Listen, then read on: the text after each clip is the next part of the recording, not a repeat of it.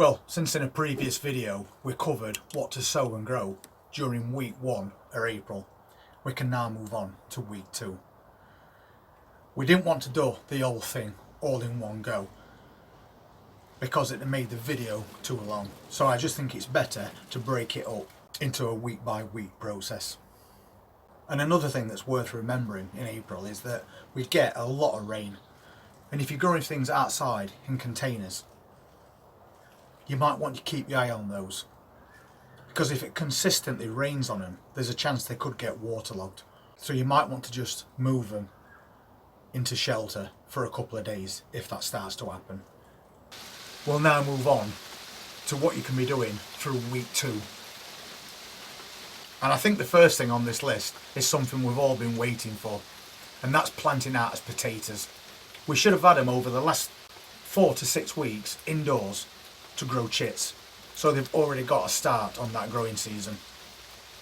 And if you've not already done that, or don't know how to do that, it's just a case of getting seed potatoes and leaving them somewhere that's cool, but that's also got plenty of light, and they'll start to sprout out of the tops of these potatoes, and that's what you call chitting. So if you've been doing that like we have, you should have quite a few potatoes indoors now ready to be planted out. And week 2 of April is a good time to either get them in your containers or plant them in ground. If you're going to plant them outside in ground, I would still offer some protection though, just in case. And especially if after a few weeks you see those potato tops starting to come through that compost, that's when they're at the most vulnerable, because if you get hit by a frost, then those potato tops are going to turn black and die off. That's not the end of your seed potato, but it will then have to put up another shoot. So that's going to take up more time. And we know potatoes need a long growing season as it is. So if you're going to put them outside in containers or outside in raised beds, then make sure that you've got fleece available if you need it at any point through this month. And we've got a few behind us.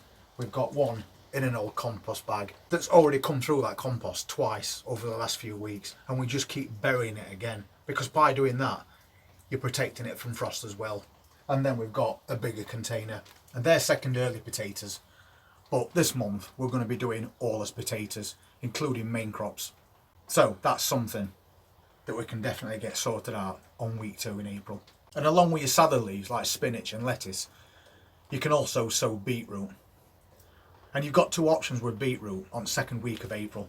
You can either sow it indoors like we do and grow it for leafy greens, or grow it to transplant out later, or you could actually just directly sow your beetroot seeds straight outside now.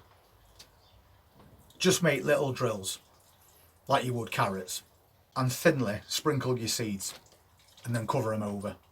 So depending whether you want to grow those for big bulbs later in season or leafy greens, you can either do them indoors still, or you could directly sow them outside.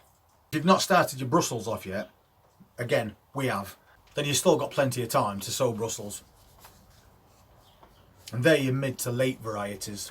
Again, they still need quite a long growing season, but if you get them started off in your little packs now, they'll be decent sized seedlings to plant out very soon.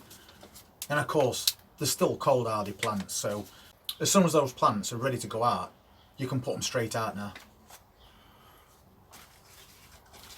But if you haven't got any already, then get your seeds sown now, so you've got your plants available for later in the month.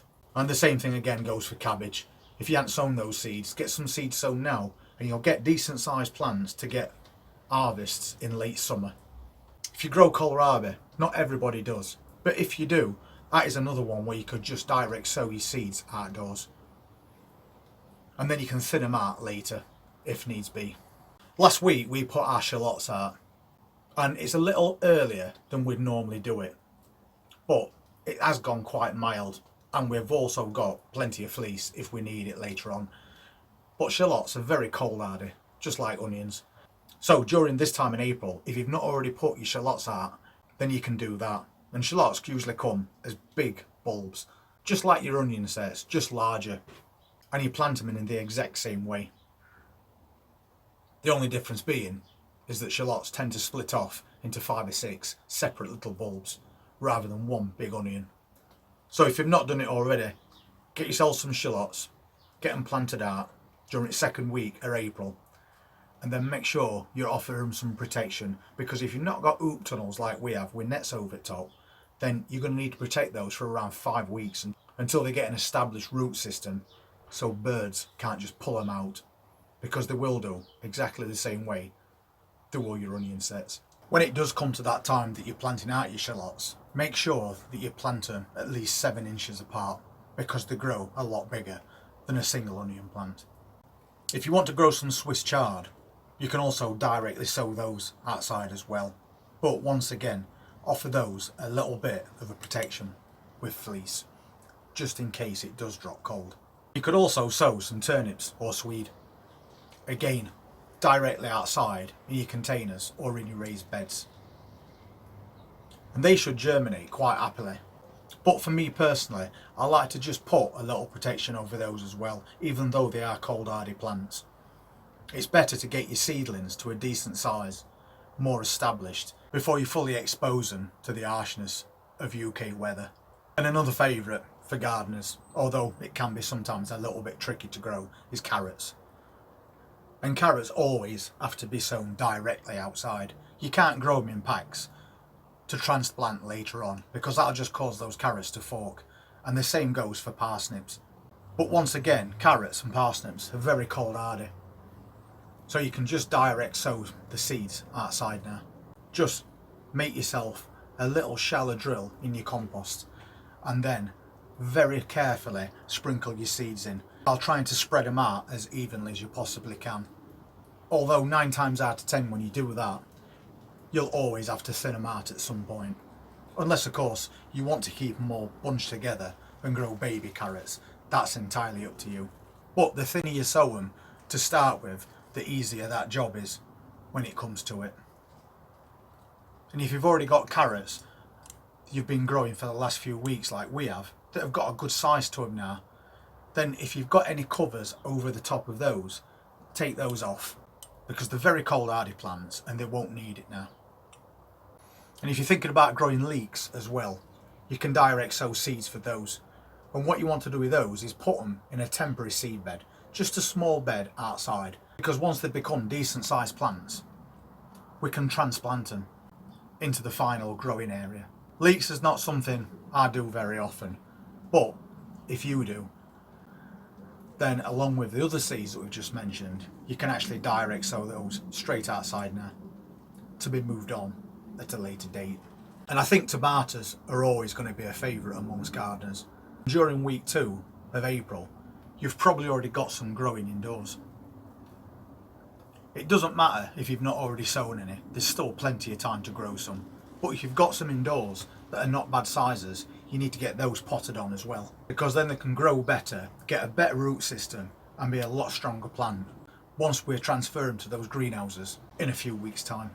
And also another good thing to be doing at this time in April is sorting out your strawberry pots. If you've already got strawberry pots like we have, then you want to get them tidied up, cut away any dead material, because you're going to start and have fresh growth coming through.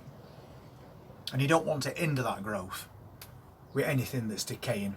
So give them a good tidy up, because strawberries are very cold hardy plants, and if they're not doing it already, they will soon start to put out fresh growth.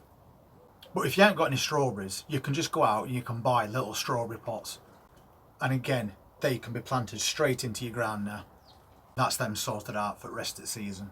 That's about it for week 2 of April. Apart from the regular jobs that you're going to be doing around garden, like weeding, the more you do as you go through the season, the easier that job is going to be.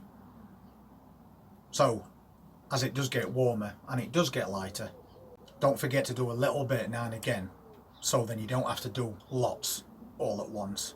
Because by the time we get to week 3 and week 4, you're already going to have too much to do as it is. And if you want to see what we're going to be doing during week 3, then please hit that subscribe button and press that notifications bell. And we'll see you on the next update. Take care.